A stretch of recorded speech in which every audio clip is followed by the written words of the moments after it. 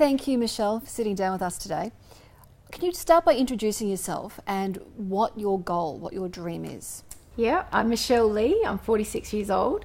I live in Kellyville in Sydney, and I'm going to be Australia's first female to row solo across any ocean. The first question, and the most common question I'm sure you get asked, why?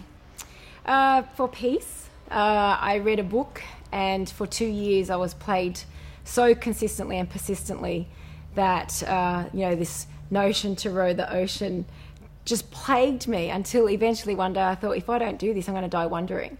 And there's no good reason for that. You know, I'm fit, I'm able, and I just couldn't live with that any longer. So I thought, I'm going to row the Atlantic. What was in this book that inspired you? Interestingly, it is a book of hardship, and anything that could have gone wrong did go wrong.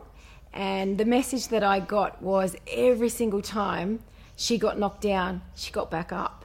Now, she wasn't elite, she wasn't an athlete, she was from the corporate world, and she just, threw all of that caution to the wind and said, I'm going to do it. And I thought, if she can do it, I can do it. And I just wanted what she displayed, that determination. And yeah, every time she got down, I was like, yeah, you go, girl. Like, she just, her gas cooker died, so she was eating cold, dehydrated meals. That'd be pretty miserable. By day 20, she was on cold meals.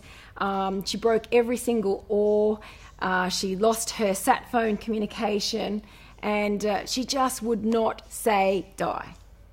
People will say, you're crazy, you're nuts, what are you thinking? What do you say to that? And you must get that a lot. Oh, all the time, yeah. And I really dislike being labelled crazy because to me, crazy is going to attempt something like this with doing zero work. I've had to tick so many boxes to even get to the start line. I've had to do courses. I've built a boat. I've learnt to row. I've put in the hours. I've put in the effort. I do a lot of mental visualization. I have tried to think of this so realistically. I watch and Google the biggest hurricanes in the Atlantic. And that doesn't terrify you? Well, to me, that's my mental prep. If I can't sit there and watch that on a screen, there's no way I can get out there and do it. So I sit there, I look at it, I imagine that's my little boat bobbing around in that ocean. I look at the structure of the waves, the distance between them, and I'm constantly just thinking, okay, so that's my boat. What am I going to be doing? How am I going to handle that? My boat's built for this. It's an ocean. It's a purpose-built ocean rowing boat. So they're built to self-right, self-drain, and it's obviously going to be your mental resilience is going to be, I guess, challenged the most. And a lot of the sailors and yachties, I've been on display at the boat shows, so high exposure to people that have circumnavigated and done a lot of single-handed crossings. They have always said to me, Michelle, your vessel will never give up. It'll be here. So, I just think I've got to go and see what the ocean can do. I've got to be aware of it. That's half the thing of anything is being educated on what's ahead and then mentally preparing. And when we talk about firsts, we're talking about when you made this decision, you had never rowed. No, yeah. So the fact that I'm not a rower, it sort of was completely insignificant. And I guess that inspiration was probably fueled by the fact that Ros Savage, the English lass that did it in 2005, she had done a little bit of school rowing or university rowing, but, it doesn't count. It's not like she was a surf boat rower or anything. So it just made me think, well, she did it, I can do it. It didn't matter. I think what's fascinating is the mental preparation, the mental strength that you've spoken about. So when you're looking at for example, the hurricane footage, how do you imagine being at the base of a wave and the size of the wave that you're talking about? Describe that to us, and then the distance. So you would be up and down, up and down. How do you mentally picture that and prepare for that? Well, I love rides. So I've been to all the theme parks in America, and there's not one ride that I would not go on. So I tell myself, it's just going to be like being in a theme park, right? A very long roller coaster ride. And yeah, so in the Atlantic, they're long. The wave action is not like what we see in, I go rowing around Sydney Harbour. It's short, sharp, choppy stuff. Whereas in the Atlantic, there are a big distance between. They're big and they're rolling. Okay, add 30 or 40 knots of breeze. That's when you start to get, maybe 4 or 5 foot of white water on top breaking over you. I don't know what that's going to be like. I can only imagine the sound of that will be horrendously frightening. And I anticipate I will be absolutely crapping myself. I can imagine myself being strapped down. I've got a little Velcro strap that last minute decided, why don't we get this strap so that moments of being locked up in my cabin, I can actually take advantage of resting. Whereas if I didn't have that, you're constantly bracing, And you can't sleep if you're bracing. Exactly. So I thought I'm going to have the strap installed so that I can take advantage of, if I do have to be bunged up in there for any extended period of time. And so I'll just, use some meditation style techniques as well. So calm my breathing, go through a rational checklist. Is my boat broken? No. Are you broken? No. Is your cabin leaking? No. So, I will go through like a rational checklist. And I've actually even gone to the point of having this in print because in the lead up to what I've been doing in the last 2 years, I've expressed or experienced stress like I never have in my life. So, and moments where I've just drawn complete blanks on things that I know, topics that I know. And so for that, it made me think, well, I need a strategy. When I'm out there, if I'm going to draw a blank, shit, what am I going to... And you got to think quick because when stuff goes wrong, it happens fast. So I'm in the middle of just completing my ship's manual where I've written down every system that I have on board and I'm putting a step 1, water maker operation, step 1, step 2, step 3. And it is an absolute, follow this, no-brainer. When this is switched off and I'm in panic mode, I'm just going to pull that out and go through the list. Methodically. Yeah. Imagine you're in, the weather's turned bad, you're in the boat, you're strapped down. It really is then a mental test, isn't it? As long as the boat can hold its own, it's a mental test for you. Totally. And I've often thought I would love it if you could have a test on your boat, like a stress test, that said your boat has been tested to withstand the forces of, and let's say the maximum force it's ever going to go through. And I mean, if I had the knowledge that that is never going to break, it's not going to crack, I think for me personally, I'd be in there having a great time. I actually would. I love being thrown around. I love being upside down. At training, I would just jump up on the monkey bars and just hang upside down. I love it. So I think if you could remove any fear of your vessel's failure, I'd be fine. But unfortunately you can't. So I am going to have those moments of, what if or, oh shit. And I think that's what would plague you. If you were in the boat, it's the what if, what could go wrong, how long is it going to last for? Yeah, that's right. Okay, so, I'll quote the 2013 race. They got caught in a massive storm cell and they were all bunged up in their cabins for about 56 hours. They could not get out on the rowing deck. Every single boat in that fleet capsized, and except for two boats managed not to capsize. If that happens, if you've put all of this effort in and the boat capsizes because of Mother Nature, how do you cope with that? You mean if you had to Mayday?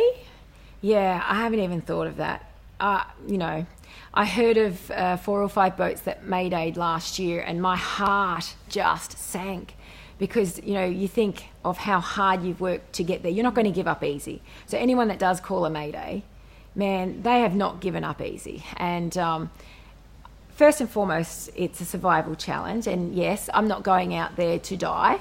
So you do have to, maybe there will come a time when you have to, but I haven't crossed that bridge mentally. I just haven't even considered having to call a Mayday. I don't want to go there. No, I don't blame you. Talk me through what, not that there will be an average day, but what a normal day should be while you're in the race. I intend to row between 14 and 16 hours a day. That's punishing. Well, yeah, it is.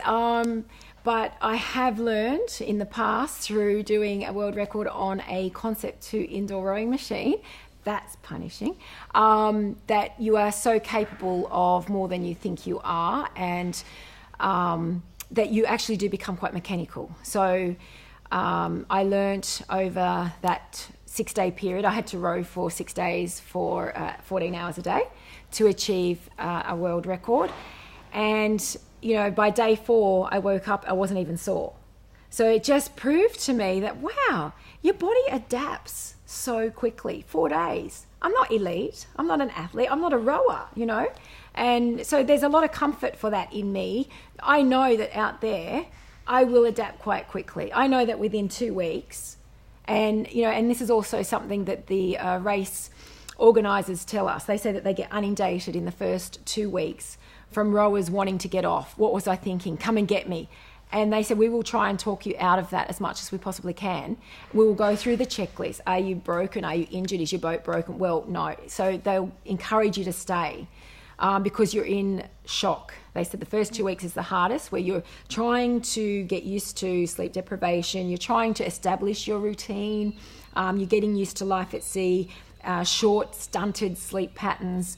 And yeah, so it's a whole lot to take on, you know, in one go. And for most of us that do this, we've not been in a 4 or 5 metre swell. You know, my playground at home that I practiced in, I couldn't replicate that. So it's, you know, one of those things that you just have to be prepared for when you get there. That you're going to struggle for the first, you know, couple of days, maybe 2 weeks at most. But I know that I will get comfortable being uncomfortable. Can I ask, are you religious? I'm not religious, no. So there'll be no praying out there? No, but I hope that people are praying for me. Is that, what do you call that? Do you believe that this journey you found yourself on was inevitable for you, that this is what's meant to be? Yeah, I do. I feel like I'm really honouring my my purpose and my life path. Like, you know, I said to you, I used to struggle with the fact that I couldn't just stay in mundane, Monday to Friday routine, 9 to 5. So, you know, I lived a life of suppression and repression until finally I've just thought, this is me. You know, I just have to do this sort of stuff. And what's next, I have no idea. But I know that I won't just sit comfy for long. I'll do it for a little while, and then I know there'll be something else. What message does it send, do you think, to other women, young girls or older women, to see someone who's in their, you know, mid to late 40s doing this? Yeah, look, I hope, and it's as simple as start thinking you can and you will. So whatever it is that you've put off, man, just like grab that bull by the horns, tackle it, and just do it, because it's so fulfilling. And I think that's my big learning lesson is, you know, I said it was suppression and repression. I felt like I was living in the confines of what is expected. Bust out, get out, and just do it. Now, the goal. What is the goal? The goal is to finish in 55 days to be the fastest female solo rower in this race. And it will involve me rowing 54 nautical miles per day at an average pace of 2.4 knots per hour. And it will require a minimum of 14 hours on the oars. And I'll be very, very conscious of those numbers. And if I'm in deficit at the end of the 14 hours, it's going to have to be a choice just to stay on the oars. And you know, I know to a degree Mother Nature will dictate. And is it realistic? Yes, it is. But it won't give me a day off. I can't have a day off if I want to achieve 55 days. And, you know, in Sydney Harbour, I can sit on 2.8 knots very comfortably if I don't have any wind or current against me. I can do that for 3 hours at a time very comfortably. I can chat to you while I do it. You know, it's not a sprint. It's a stamina and endurance event. So it's doable, but I need a lot of things to go my way.